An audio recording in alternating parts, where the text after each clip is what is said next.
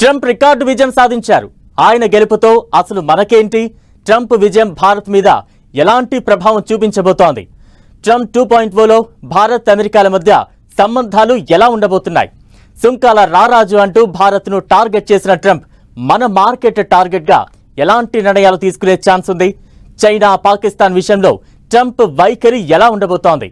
అసలేం జరగబోతోంది?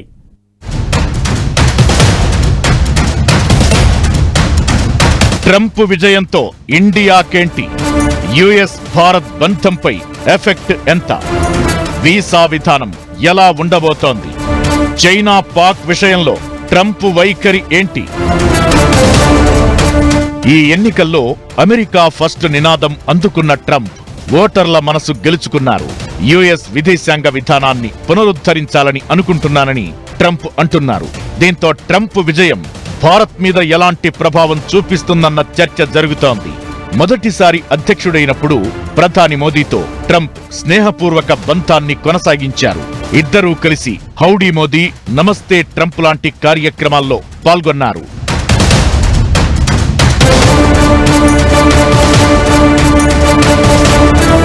ఇప్పుడు ట్రంప్ రెండోసారి ప్రెసిడెంట్ అయితే వాణిజ్యం, మిలిటరీ సహకారం, వలసలు, దౌత్యం వంటి అంశాలు మరింత బలపడే అవకాశాలతో పాటు కొన్ని సవాళ్లు ఎదురయ్యే అవకాశాలు కనిపిస్తున్నాయి.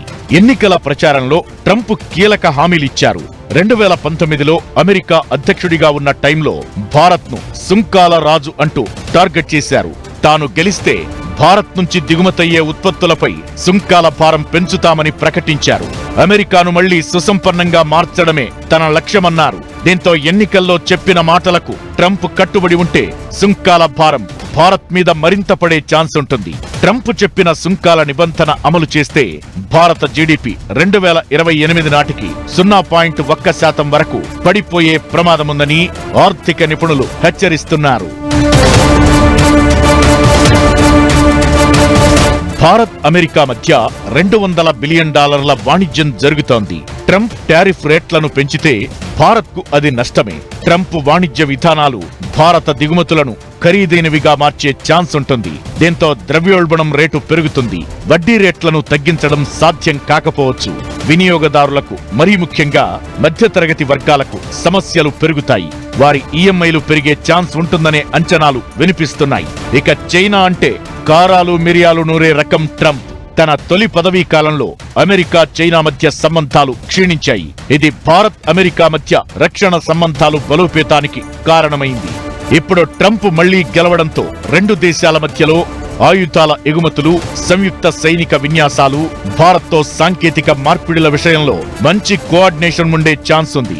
ఇది చైనా, పాకిస్తాన్ పై భారత్ స్థానాన్ని మరింత బెటర్ చేస్తుందనే చర్చ జరుగుతోంది. ముఖ్యంగా చైనా విషయంలో అమెరికా భారత్ కి ఒక బలమైనటువంటి మద్దతుదారుగా నిలబడేటటువంటి సూచనలు అయితే స్పష్టంగా కనపడుతున్నాయి.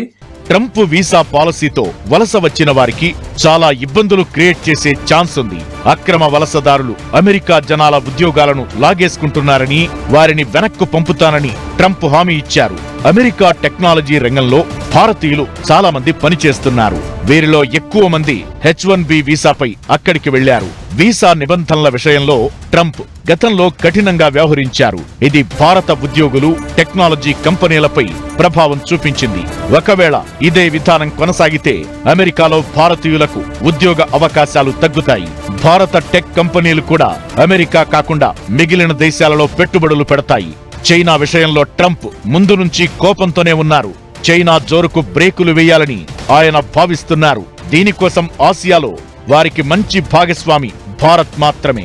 అయితే తాలిబాన్లతో అమెరికా డీల్ విషయంలో అగ్రరాజ్యం వైఖరిపై భారత్ గుర్రుగా ఉంది. బంగ్లాదేశ్ విషయంలో ట్రంప్ బహిరంగంగానే భారత్కు మద్దతిచ్చారు. బంగ్లాదేశ్లో మైనారిటీల భద్రతపై ట్రంప్ ప్రశ్నలను సంధించారు. ఇకటు రష్యాతో అమెరికాకు ఉప్పు నిప్పులా ఉంది పరిస్థితి. యుక్రెయిన్ కు మద్దతుగా అమెరికా నిలుస్తుంటే రష్యాతో భారత్కు ఎప్పట్నుంచో బంధం ఉంది. దీంతో భారత్ విషయంలో అగ్రరాజ్యం తీరు ఎలా ఉండబోతోందనే ఆసక్తికర చర్చ జరుగుతోంది. అయితే భారత్, రష్యా సంబంధాల విషయంలో ట్రంప్ చూసి చూడనట్లు వ్యవహరించే అవకాశముందనే చర్చ జరుగుతోంది. అయితే భారత్తో వాణిజ్యం, సుంకాల విషయంలో మాత్రం కఠినంగా వ్యవహరించే అవకాశాలు స్పష్టంగా కనిపిస్తున్నాయి. దీంతో జనాలపై భారీగా ఆర్థిక భారం పడడం కూడా ఖాయమని తెలుస్తోంది. అధ్యక్షుడిగా ట్రంప్ బాధ్యతలు తీసుకున్న తర్వాత మన దేశంపై ప్రభావం ఏంటి అన్న సంగతి ఎలా ఉన్నా అమెరికాలో మనోళ్ల పరిస్థితి ఏంటా అనే చర్చ జరుగుతోంది. పుట్టుకతో వచ్చే పౌరసత్వం విషయంలో కొత్త నిబంధనలు తీసుకొచ్చేందుకు ట్రంప్ సిద్ధమవుతున్నారు. ఇది అమెరికాలో ఉన్న భారతీయులపై ఎలాంటి ప్రభావం చూపించే ఛాన్స్ ఉంది? కొత్త రూల్తో తట్టాబుట్టా సర్దుకోవాల్సిందేరా?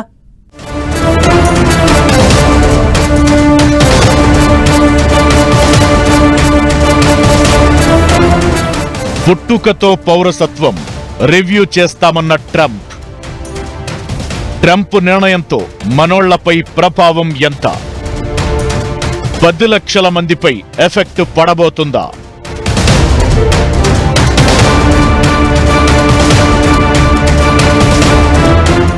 అమెరికా ఎందరికో కలల స్వర్గధామం.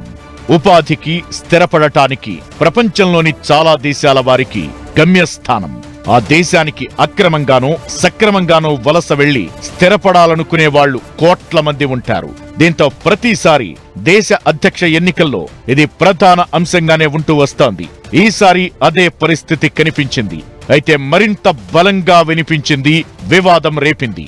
తాను అధికారంలోకొస్తే అక్రమంగా వలస వచ్చిన వారిని వెనక్కి పంపుతానని ట్రంప్ ప్రచారంలో క్లియర్ కట్ గా చెప్పేశారు. ఇప్పుడు గెలిచారు. దీంతో ఆయన ఏం చేస్తారా, నిర్ణయాలు ఎలా ఉంటాయా అనే భయాలు చాలా మందిలో కనిపిస్తున్నాయి. మిగతా నిబంధనల సంగతి ఎలా ఉన్నా పిల్లలకు ఉన్న జనన హక్కు విధానాన్ని సమీక్షిస్తామని ట్రంప్ తేల్చి చెప్పారు. ఇదే ఇప్పుడు హాట్ టాపిక్ అవుతోంది. ఇది భారతీయుల మీద భారీగా ప్రభావం చూపించే ఛాన్స్ ఉంది.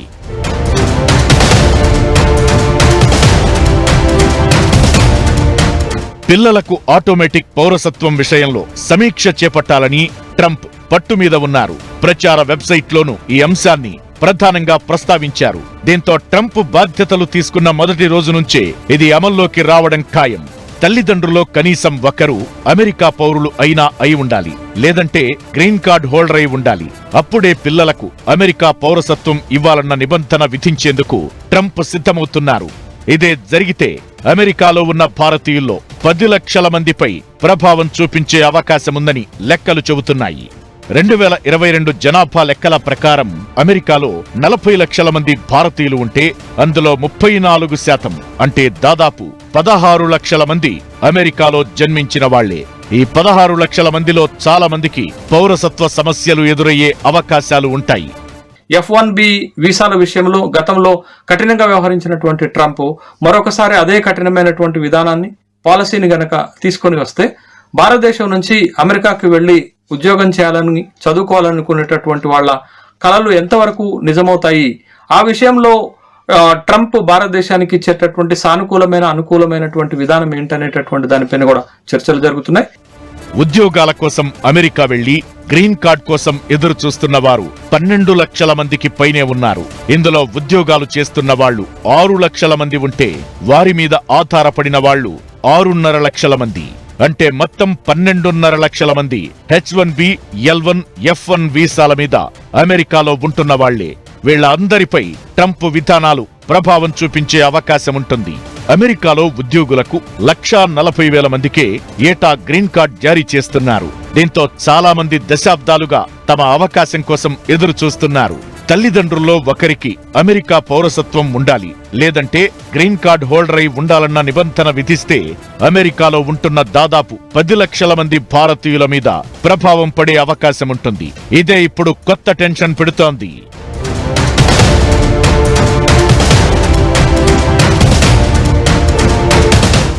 అయితే ట్రంప్ వాదన చట్ట ప్రకారం నిలవదు అనే అభిప్రాయాలు కూడా వినిపిస్తున్నాయి.